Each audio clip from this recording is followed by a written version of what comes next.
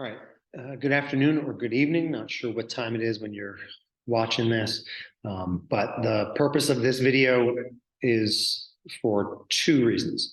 The first is, and you can see that my screen is being shared.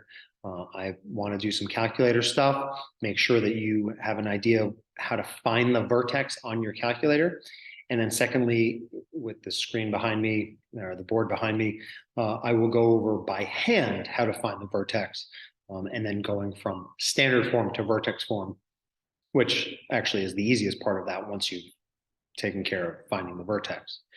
So going back to the calculator stuff again here. So I'm on my home screen. Want to make sure that I can graph parabolas appropriately. So first thing is you go to your Y equals button. Y equals button is a bunch of different things going on. Make sure that your plots are off. If one of your plots is on, hit enter. Make sure that it's no longer highlighted. Down here, you see I already have a function put in, negative 4x squared plus 13x plus 68. I'll talk about that in a second. Understand that just like with the plots that you can turn off these equations. So, I mean, if I wrote another equation down here, 3x plus 1, and I did not want to graph this for the time being, then I would just go over to the equal sign, hit enter, and then all of a sudden that's not highlighted anymore, so I'm not graphing that one. I'm only graphing y1 here. But I'm not going to graph a second function. I'm just going to probably do this once anyway. The good thing about video is you can always stop and rewind and make sure that you know what's going on here. So, all right. I have this function that I have placed into the calculator. Always from here, I want to be able to look at the graph.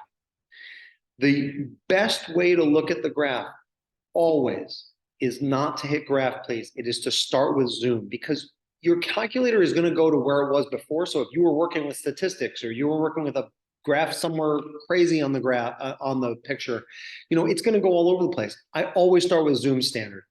So I hit zoom and then go to zoom standard. You can go down if you want to. I just hit zoom 6 because I know that that's the thing. And then all of a sudden I see my screen. Now, here's what's good and what's bad about the screen. I mean, right now, you'll notice that I can see pretty much what's going on with my parabola, but I don't have the vertex. And that was kind of the thing that I was looking for.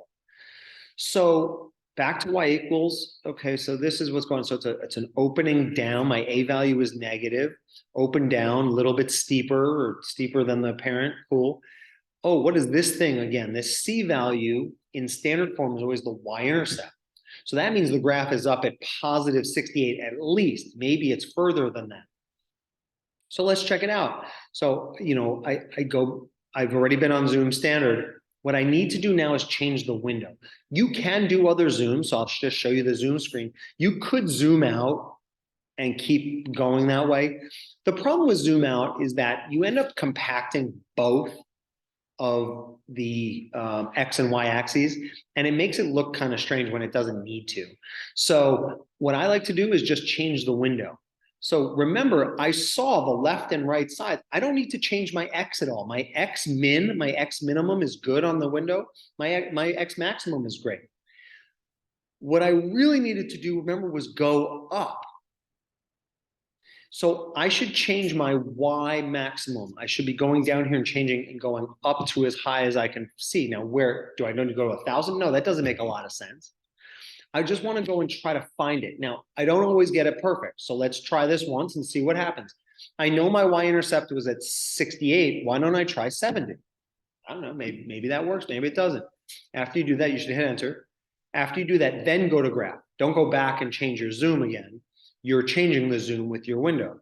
And I'm looking at my parabola. Ooh, good one. But I still don't quite see the vertex.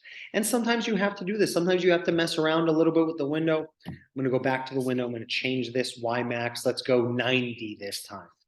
Is 90 going to work? I think. I'm not entirely sure, but hit graph. And yes, I got it. So again, you start with zoom standard. After that, change your window. That's kind of the best and quickest way to, maybe not the quickest all the time, but it's the best way that you're going to be able to see what you're really looking for. All right, so I found my vertex. I found my problem. Now I got to find the vertex. Whenever you're working on a graph like this, This calc button in red, in blue up here is the thing that's going to be helpful for you. So it says trace, but it's really, since it's blue, it's going to be second calc. And you'll notice that this says calculate. And we already used this earlier in the year for intersection, but maximum and minimums, these are the two things that we're going to be dealing with right now on your calculator. So that vertex that I'm working on this time is the highest point. So that's the maximum value that I'm going to be looking for. So I'm going to hit 4, enter, and then all of a sudden I'm on the screen and it starts to ask for things like this. It says left bound with a question mark. When it's asking this, it wants, the calculator is really smart, but it doesn't know exactly what I want. So it knows I want the maximum, but it's saying, where do you want?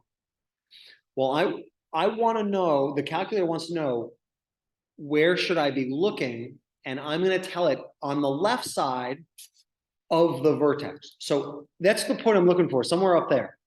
But I should go way out to the left. Is that to the left of my vertex? Yes. And it's saying, okay, I understand now that's the furthest left, and you almost can't see this line that's here, but you'll see in a second. Now it says right bound.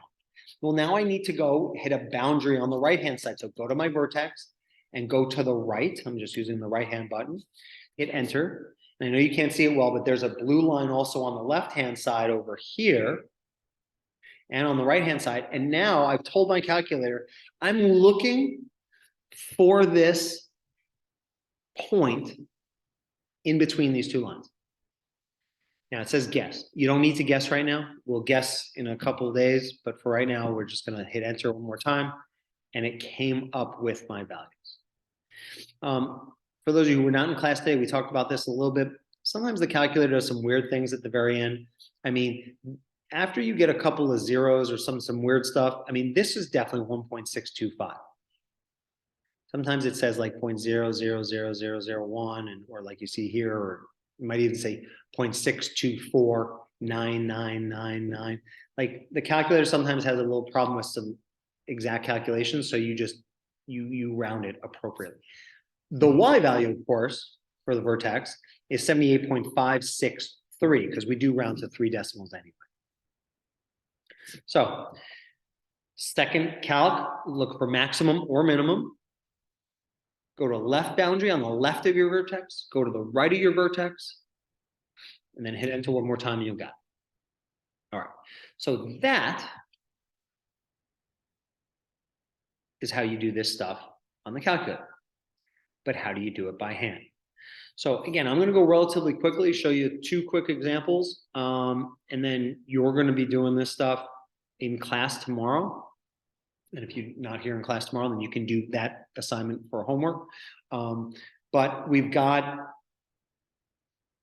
to learn how to make standard form into vertex form. And so my notes, as you see started up here, are how to find the vertex from standard form. I've rewritten standard form, ax squared plus bx plus c, but I've also written vertex form, which we've been working on recently, a parentheses x minus h quantity squared plus k. So how do you do this? The first thing you need to understand is that in standard form, you can find the value of the vertex with negative b over 2a. What value? Oh, the x value. This is the x value of the vertex. That is a phrase I'm going to say. How do you find the x value of the vertex? If you're looking at me, you're like, what do you mean negative b over 2a? In standard form, you've got a, you've got b, and you've got c. You should write them down. Those are going to be helpful. So the first thing you're going to do is write down a, b, and c. You're going to plug those in here. You're going to spit out an x value. But wait a minute, I want the vertex. That means I have to actually find y. To find y, I take that value and plug it back into the original. And so here are going to be your 2 examples. You should make sure that you are writing these down and you know, working with them and understanding them. I'm moving that off to the side, though I will refer to them a little bit over here. All right. First thing we want to do is find the vertex of x squared plus 4x plus 3. The first thing that I can do is I can find the x value of the vertex if I write out a equals 1 in this case, b equals 4, c equals 3. the x value of the vertex. The x value of the vertex is negative b over 2a. Oh, go right over here. X equals negative of 4 on top and 2 times, and then the bottom is a. Now I'm going to simplify this. This is negative 4 over 2, which is negative 2. All right, how do I plug this back in? It said over there, plug that value into the original function. Oh, I'm looking to see when I get f of negative 2. So I'm going to plug in negative 2, 4, and negative 2. I'm going to evaluate this now. This value here is 4. This is negative 8. This is 3. 4 minus 8 is negative 4 plus 3 is negative 1. And I finally gotten to my value. And finally, when this says it didn't take me that long, my x is that, my y is this, my vertex is negative 2. That's how you find the vertex once you're in standard form. Could you change this to vertex form? Yes, and you are going to be asked to, and I'm going to do it in the next one. But you just use this in vertex form. The other value you need is a. I will show that in a moment's time. Well, might as well show it now. So if I want this to be rewritten in vertex form, a value is 1, leave it. X minus h, so that's going to be x plus 2 20 squared. And then this number is exactly the same. This and this are exactly the same. And we'll talk about in class coming up here, how we know, how we can do some algebra to figure that stuff out. So let's do one more example, and then you should be good. So let's change this f of x up here.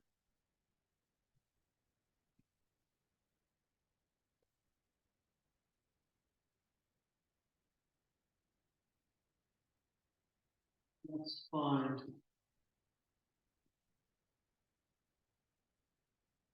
negative 2x squared plus 8x plus 1. Okay, so that's the vertex. We're going to find the vertex and end up doing vertex form as well. All right, A, B, and C. A is negative 2, B is 8, C is 1. In order to find the x value of the vertex, it's negative b over 2a. That's negative of, I have it written here, 8 over 2 times negative 2. Oh, there's 2 negatives here.